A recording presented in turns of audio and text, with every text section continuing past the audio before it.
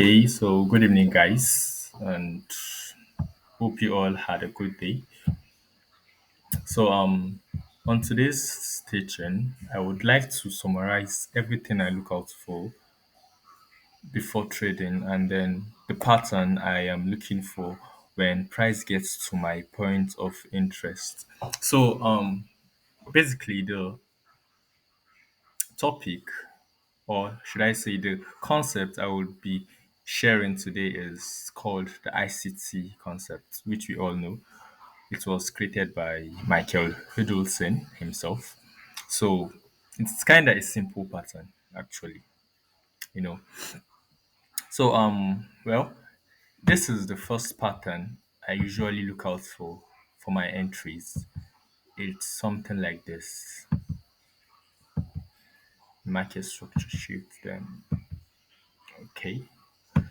So, I usually wait for price to take out an old high, which is buy side liquidity. There are buy stops resting there. Someone who took a sell placed the stop loss around a high. Let's say this is the high there, maybe a previous day high or a previous session high. Once the market takes it out, then I would wait for a swing low to be created, which is something like this.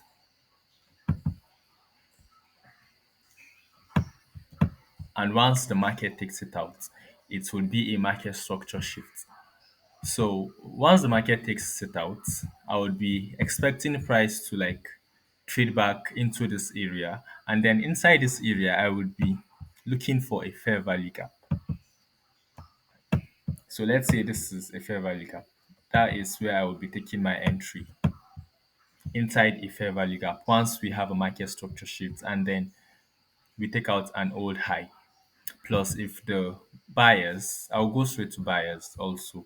But for now, let me stick to the pattern. If my bias is bearish, I will be looking for the setup once an old high has been taken out. And don't get me wrong, it can also be a fair value gap that was traded to, let's say, a higher time frame fair value gap on a maybe 30 minutes or 1 hour or 4 hour. Then once the market trades inside that fair value gap, this let's say this is the low of the fair value gap and this is the high of the fair value gap. Now, when I mean fair value gap, this is what I mean. Let's say, let's imagine this to be a candle, right? Okay, let me make this look more like a candle. Okay, let me make it black and this also a black color. Okay,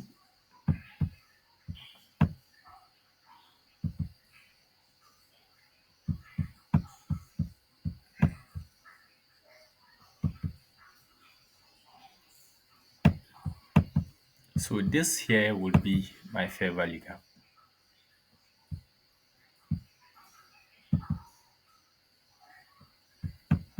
So once price trades inside the fair value gap and stays inside of it, then it gives me a setup. Then I will be looking for a sell.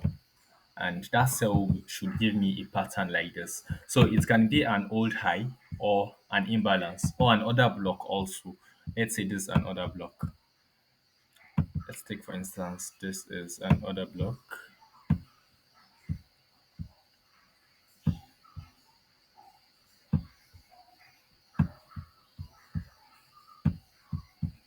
Okay. Let's take for instance this another block. Once the market gets there and gives me a pattern like this, then I'll be looking for a sell. And mind you, there must be a market structure shift and there must be a fair value gap or other block around here that price should mitigate before you take your entries. Now, about your entry should be inside the fair value gap, or sometimes the market just uses the fair value gap and starts selling, or it mitigates the other block also. The other block is, the last closed bullish candle before the sell that took out the slow. That's what the other block means. That's the other block you should be using. So this is the pattern I am looking for. That's the classic ICT cell pattern. Now we also have a pattern like this, which is kind of common, especially on gold. Okay, market does something like this, creates, then goes back, and so the market creates liquidity. It taps into maybe a fair value gap and then sell a little bit. Whoever took a sell here might decide to trail a stop loss to this level, and then the market comes back and takes out that stop loss that you placed here. So you see, even ICT traders are being haunted in the markets, not only retail traders. Now you place your stop loss here because the market sold a little in your favor. Then it comes back and takes you out. Then mitigates an order block properly and then fully covers a fair value gap. I will show you examples of patterns like this also. But for now, let's stick to the patterns I'm trying to show. Okay, so this is the second pattern I usually look out for. And this is what I mean when I say confirmation. Wait for confirmation at your point of interest. Now, this is my point of interest, like a higher time frame, order block, or fair value gap, or high. That is what a point of interest is, where you're expecting the market to reverse from. Now, let me bring in the power of three concepts in this. You know, when the market opens up, let's say on this particular day, I am looking for a sell, and then the market opens up somewhere around here. I would actually wait for the market to do its consolidation. It can even sell a little bit here, it's permitted. But I won't do anything. I would actually wait for price to go higher and then mitigate my point of interest. So it's going above the opening price, which is we should be expecting something like this. It can go down, consolidate, and then go higher, making traders think the market wants to sell. Then it later, gives a setup and then starts selling, distributing to the downside. So that is all for power of three, and that's how you actually use it. If you're bullish, you wait for price to go lower before you if you're bullish, wait for price to go lower, taking out a liquidity or tapping, mitigating a PVRA before buying. Then if you're bearish, you wait for price to go above the opening price before you sell. So this is all for the entry pattern, and then let me go to the chart and then show you little example of what I mean. Okay, so on Euro USD today, this is the present price action. This was today. Though I wasn't expecting this whole sell, but then it happened and there is nothing we can do about it. Okay, so we have this high and we have this low.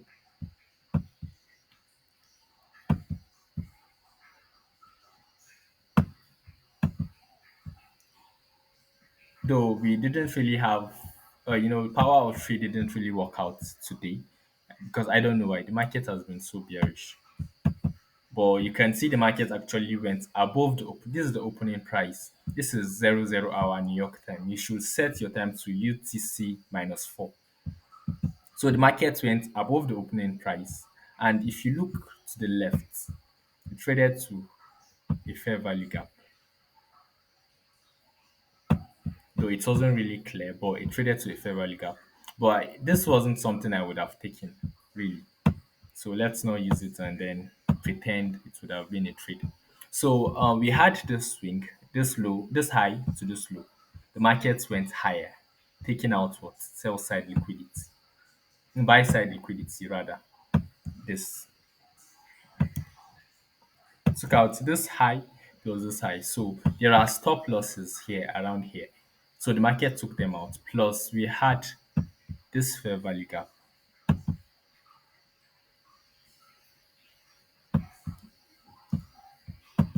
Now look at the body of the candles. They stayed inside the fair value gap, right? And then we had a displacement to the downside. Now this is the first pattern I actually showed. We have a market structure. You can use this low, but this one is looking better.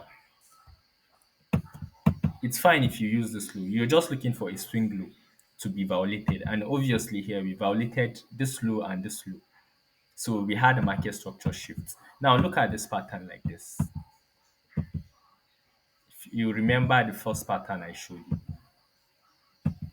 this was today, like it's present price action. I'm not just point picking, the last few weeks or so. This was actually today. So we had a market structure shift, buy side liquidity taking. And what does this look like? This is a fair value gap. Your entry would be here and your stop loss would be right above this high. The market could easily come and mitigate this other block, but then it didn't because the market has been bearish. We didn't mitigate this other block, but then we got an entry inside the fair value gap. Then the market broke down, and this is what ICT calls the silver bullet. We had another market structure shifts, and the market traded into this fair value gap. So that would have been the second entry for whoever was seeing this trade, though I wasn't a part of this trade, to be sincere. First, then this is the third one, third entry, and the market went straight for sell side liquidity. So we had this first entry, the second, and the third, and we went straight for sell side. You should be taking your profit at equal lows or a single low. You can see we went for this low, and I think there should be a previous. No, there isn't. Okay, so you can see how nice this played out, and that was the first setup I showed, right? That was the first pattern I showed. Now for the second pattern, this is the pattern here. You know, though it doesn't really happen same all the time, but well, goes lower, takes out the liquidity.